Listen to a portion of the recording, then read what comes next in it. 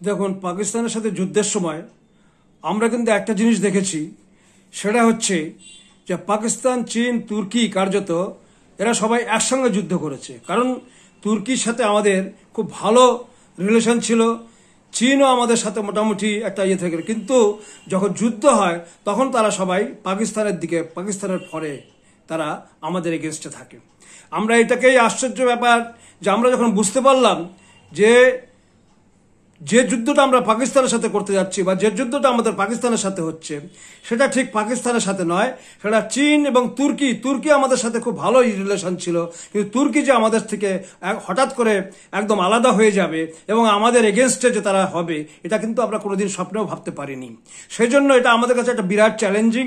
কারণ হচ্ছে চ্যালেঞ্জিং এই কারণে যে আমরা যাদেরকে কখনোই ভাবতে পারিনি, এবং পাকিস্তানকে সত্যি কথা বলতে কি আমরা কোনো সময় শত্রু ভাবি না, কিন্তু পাকিস্তান সবসময় এমন একটা কাজ করে যে কাজের জন্য পাকিস্তানকে আমরা শত্রু ভাবতে আমাদেরকে ওরা বাধ্য করে, এবং বাধ্য করার জন্যই আমরা পাকিস্তানের উপরে আমরা কিন্তু কখনোই পাকিস্তানকে আমরা যখন আঘাত করি তখন কিন্তু আমরা দেখে শুনে আঘাত করি। এইটাই হচ্ছে মেইন, যে যাতে তাদের জনসাধারণ যারা আছে তারা যাতে এতটুকু তাদের ক্ষতি না হয়।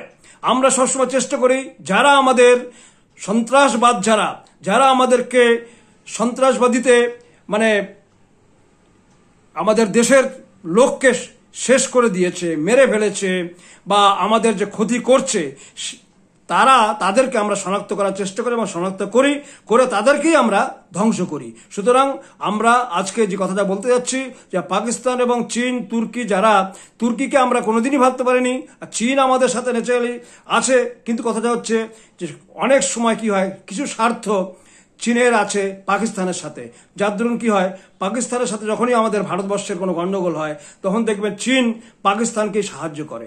এটাই আমাদেরকে এখন কিন্তু আমরা এটা চ্যালেঞ্জিংটা নিয়েছি, আমাদের চ্যালেঞ্জ যে আমরা যেভাবে হোক এর মোকাবেলা করব।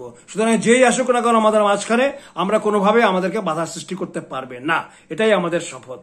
আমরা ভারতবাসী, আমরা কখনো কাউকে আঘাত করি না, আঘাত করলে আমরা তার যোগ্য জবাব দিই। এটাই আমাদের চ্যালেঞ্জ। ধন্যবাদ।